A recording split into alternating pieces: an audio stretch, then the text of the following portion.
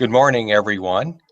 I have here with me, and it's a great honor to have him here, is Jon Kohl, a good friend and colleague who's not only from the U.S., but also holds citizenship in Costa Rica.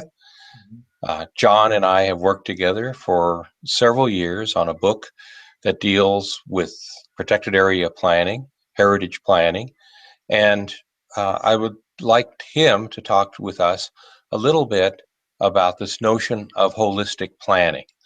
As you know, we've mentioned that a couple of times in our discussions. And so, first of all, Jon, welcome Thank you very much. to this seminar. And I wonder if you could just take a couple of minutes to give us a brief rundown, description of your background. Oh, well, I guess where should it begin? Somewhere around my youth, I've been started out as a biologist and then moved on. I went to the U.S. Peace Corps, which is a U.S. government agency, as you might know, that sends volunteers overseas. And I spent 2 years working in the National Zoo of Costa Rica, working on communications and heritage interpretation there. Then got my master's degree at the Yale School of Forestry, where I kind of combined community development with environmental education and biodiversity conservation. After that, worked with an organization called Rare Center for Tropical Conservation, where I really got into ecotourism issues, interpretive guide training, and where I began working on park planning.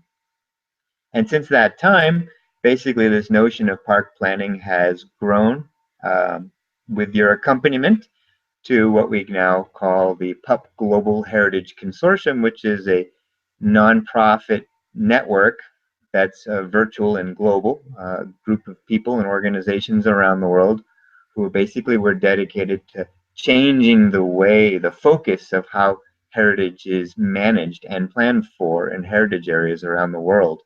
So I guess that brings me to the present. Just tell us a little bit about how you got into holistic planning. Right. Well, basically, the foundation story that I oftentimes tell people is when I worked with Rare Center for Tropical Conservation back in 1998, we were working with Pico Bonito National Park in Honduras. And at that time, we were associated with that park, our organization, and the president came to us one day and said, "We have this money to create a public use plan, but we don't have we don't know a methodology or a consultant to do it. Could you recommend somebody?" So we said, "Sure, we'll do a non-scientific survey where we consulted what there was of the internet and looked at the literature and looked at what was out there." But we couldn't recommend something to him because what we found was a landscape in Latin America covered with unimplemented management plans of all kinds, conservation plans, protection plans, public use plans. So at that point we said, well, we think because we're a grassroots development organization and we work on ecotourism development, that even though it's not much money, we could probably create something at least as good as what's already out there. But before we do that, we have two conditions. One condition for you, the park, and one condition for us. The condition for the park was that you have to write your own plan. Because we already felt at that time that writing plans for other people was a big barrier to their becoming implemented. And the condition we put upon ourselves was we had to investigate, find out why do plans go unimplemented. And we had to go deeper than what we today call the big five, which is a lack of money, a lack of time, a lack of personnel, lack of information, and a lack of political will. We felt it went deeper than that. So that was basically the beginning of our quest to understand and define holistic planning, which would come years later. And Jon, how would you differentiate between holistic planning and conventional planning? I think to answer that, first we have to understand what holistic planning is trying to replace, that is the conventional planning. conventional planning has sort of erupted over the last century. It's a kind of planning and a kind of mindset that puts science and rationality as the most important criteria for doing the planning and doing the management. That this is something that appears in all parts of society, not just heritage planning, whether it's government or education or medicine, leadership. But in our world of heritage areas, what we find is when you put science first, that means only people who are scientifically and technically qualified are really the ones able to do the planning, which means that excludes anybody else who's not technically qualified from sharing in the decision-making power. And what this kind of planning produces are basically what look very much like scientific studies, where you go through peer review and then you publish these plans or these scientific studies, which give the optimal scientific route to solving the conservation problems. And because there's so much money and effort invested in these plans, it's only done infrequently, every 5 or 10 years, what I call punctuated planning. Sort of like that theory of punctuated equilibrium in biology, where you've got rapid evolution of biological species and then nothing for long periods of time. And then you go through another rapid evolution and then nothing for a long time. That's how planning is done in the protected area world. And interestingly, this kind of conventional planning, in order to create these scientific studies or even trophies, if you allow me the term, you have to make certain assumptions about the world. We have to assume what we call in our book the plus world, that the world is predictable, that it works linearly, that is very simple, cause and effect, that we can really understand the full dimension of the problem, and that it's very stable and doesn't change. Now, having those assumptions allows us to make plans that will last 5 or 10 years before we actually need to update them. At least that's the assumption. So that's kind of the worldview that we're trying to change. So, and holistic planning really is a full paradigm change in this. And again, this represents a kind of a surge, an emergence around the world in all the different fields, not just heritage planning. And our notion of heritage planning draws on many of these other fields and these other disciplines that are dealing with this same challenge of a simple worldview, this plus worldview. We draw specifically on organizational learning and adaptive co-management, grassroots development, community participation, spiritual development, resilience, integral theory, alternative medicine, situational leadership, and the list goes on because many fields are going through a similar transformation.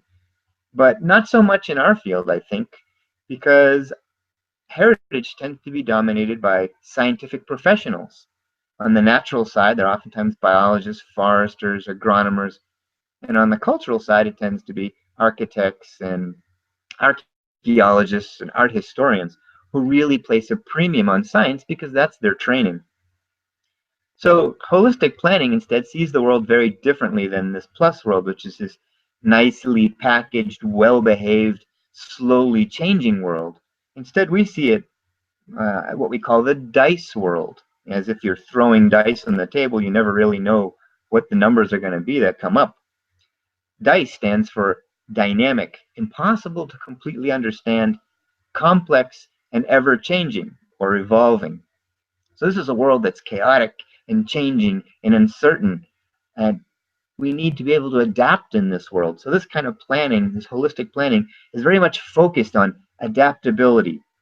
It's very much focused on what are the factors that influence implementation. Because in the previous DICE Plus world, implementation just came naturally. You have a plan, you implement it, as long as you don't suffer from the big 5 lacks.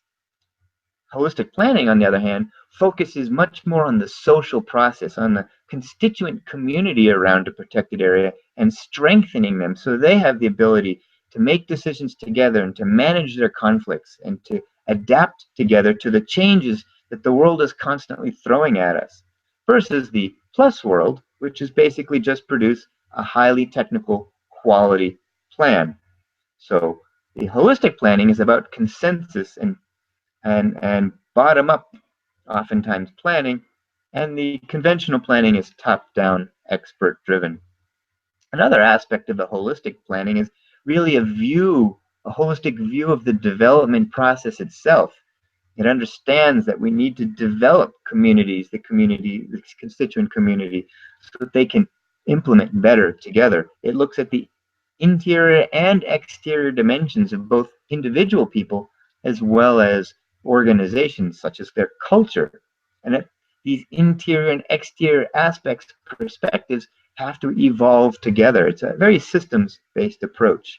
So maybe to summarize that difference, the holistic planning is a facilitated, ongoing dialogue. It never stops because change is always coming. And it's not, as the conventional planners see it, purely technical exercise that we can do every 5 or 10 years. I'm going to stop to make sure that our internet connection is allowing you to hear me. Jon, thank you for that. That really does reinforce many of the concepts and principles and directions that we've discussed about. We initially covered this notion of the plus world and dice world in the first course. This is the second course, and we've talked a little bit about that here as well. But it's nothing better than hearing this from the individual who's kind of invented this. So, Jon, you talked about holistic planning being this kind of facilitated conversation and about people's futures, and I think that demonstrates this inextricable link between communities and protected areas, that neither of which can be treated anymore, at least independently of each other. I think that's Right. pretty important. Kind of intuitive or insight that these two entities are linked, and the boundary is something that is between the two is something that is very permeable. So Right. I'm wondering what would you see as, say, the most significant barrier to implementation of a holistic planning approach? And keep in mind, we've talked a bit about mental models in the previous week. So you might want to start there, or if you have another starting point, of course, go ahead. The most significant barriers to implementing holistic planning. Mm-hmm. But once again, the fact that the heritage world seems to be led largely by technical specialists um, precipitates a sort of, well, mental model or organizational culture within parks, within protected area agencies, within the international organizations, whether UNESCO or ICOMOS, that presents certain barriers, because throughout the world, what we see is the cultures and the systems offer many incentives for science-based approaches. That is, there's a lot of money to develop these scientific-based uh, plans. There's lots of publishing opportunities to have these science-based plans.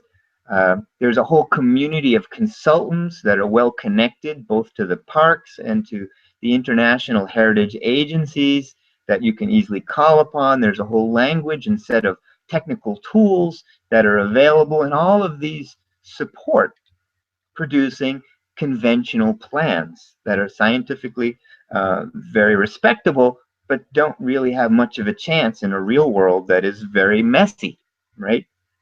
So within this culture, then you have organizations, communities that are sort of fearful of adaptive changes. Even though we talk about adaptive management all the time, many of these administrators or these cultures really are afraid of a world where they can't predict what's going to happen, because you lose control when you can't predict. And they don't want to lose power, because power has always been centralized in the scientific community. And this uncertain future that the dice world throws at us, the dice that it's always throwing at us, again, generates a lot of fear and grabbing very strongly to the scientific base that has served us so well for the last 200 or 300 years since the Industrial Revolution. But the world change is accelerating so fast in all fronts, whether it be climate change and population growth or economic instability or the internet and communication technologies. these traditional boundaries around protected areas and even boundaries around nation states are, as you said, Steve, extremely porous, and they don't really hold up anymore. So it is this organizational culture, both at the very local level of the organ, at the protected area, all the way up to the international, that is not ready yet to embrace a dice world, embrace holistic planning. I mean, we're working right now trying to set up a project in a country in Central America financed by an international lending organization, and they have all of these requirements in their terms of reference. For example, we have to put out the exact date in every deliverable, which of course, if this is a dynamic social process, that's relatively impossible. They're mandating certain kinds of conventional planning tools like carrying capacity, which carrying capacity, without going into that in this particular conversation, and doesn't work in the dice world for a number of different reasons. So we have to find ways to negotiate and look for small spaces, small opportunities to advance the holistic planning vision and the holistic planning approach, and hopefully demonstrate that it can work so that the next time we can take a bigger step. So it's fairly incremental. At the same time, it's very exciting, right? Because this very uncertainty is also what drives change. If you think about climate change, how fast the society is trying to reorganize to climate change, because, well, there's a great fear of what's coming or what's already begun, just looking out our windows. And a lot of protected area managers, they look out their windows too, and they see that their traditional tools, their traditional way of looking at park guards, at park boundaries, at top-down regulations, at use-based zoning, at management plans that don't get updated every 5 or 10 years, all of these traditional tools aren't really working anymore. So for a lot of them, they're looking for something new. They truly feel like there's got to be a better way, even though they can't necessarily put their finger on what that better way is. And that's where holistic planning enters the conversation.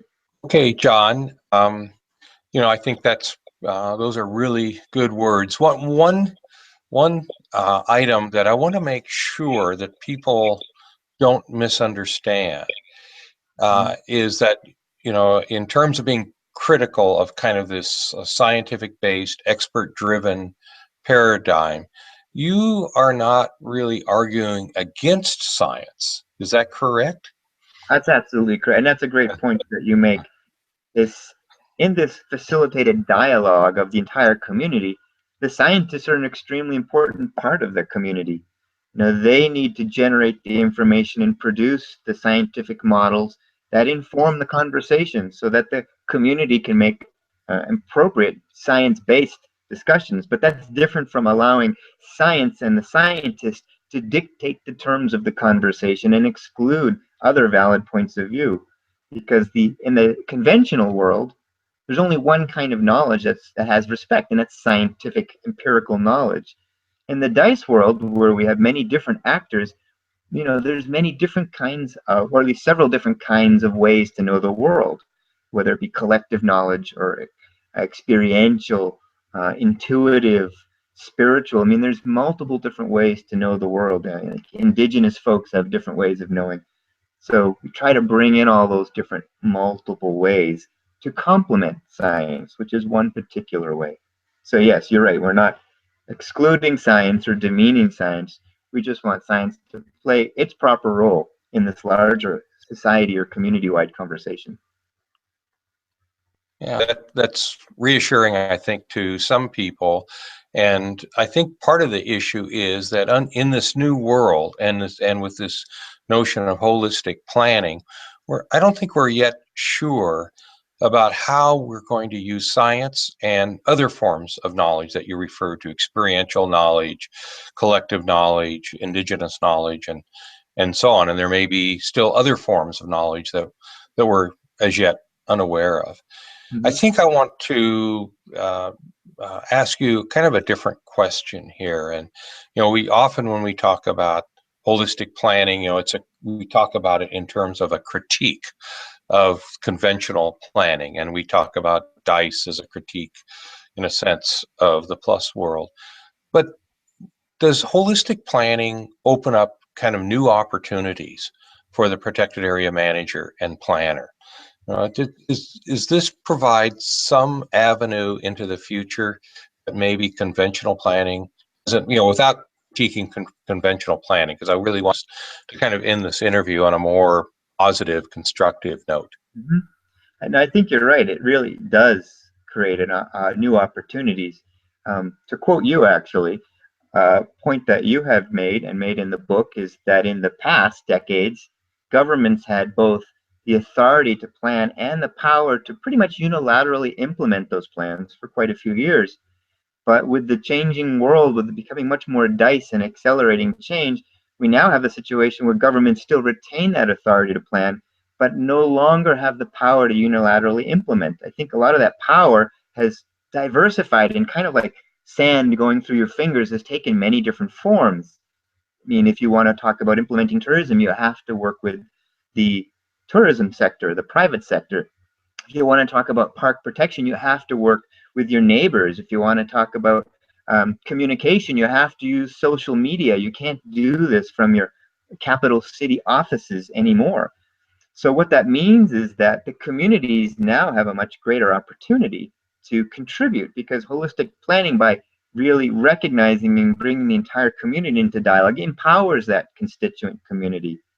Um, but it's not just good for the community. What it means for protected areas who find their budgets are being slashed all around the world. Um, we were just recently talking about in Europe, we were working with a World Heritage City, and that the European community practically doesn't fund heritage anymore.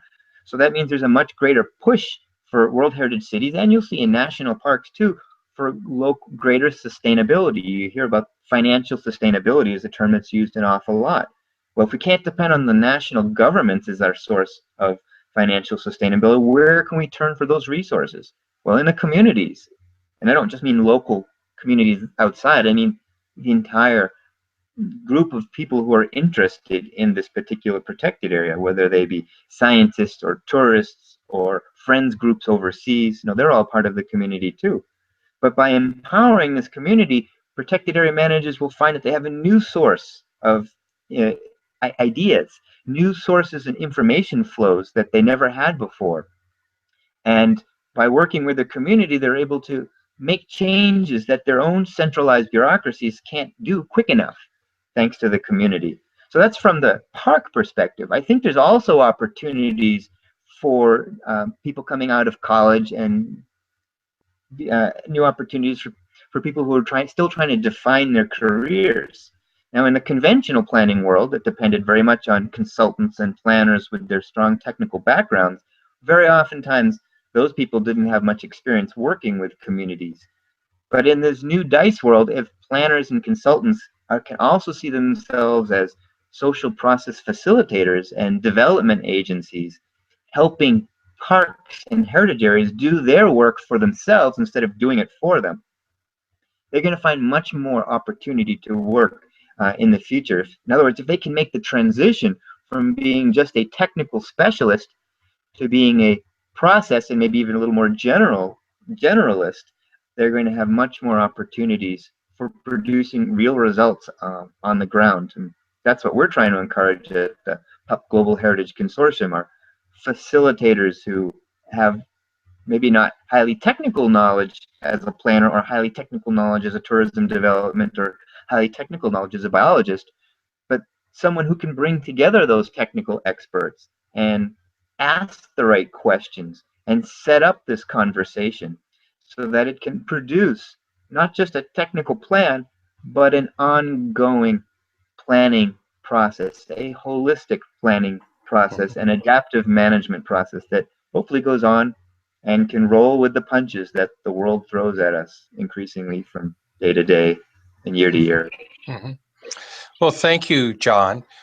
This has been really helpful and informative, and a bit probably on the provocative side for some of the participants in the course, but that's fine. The idea behind the course is to enhance our critical thinking skills and to dive deeper and to think more strategically about planning and about heritage protection and so on.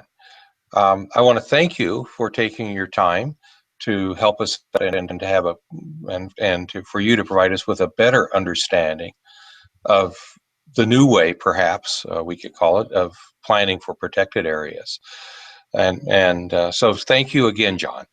Well, thank you, Steve, for creating the opportunity, because that's what we need most, is the opportunities to share these ideas and not stay in the quiet closet.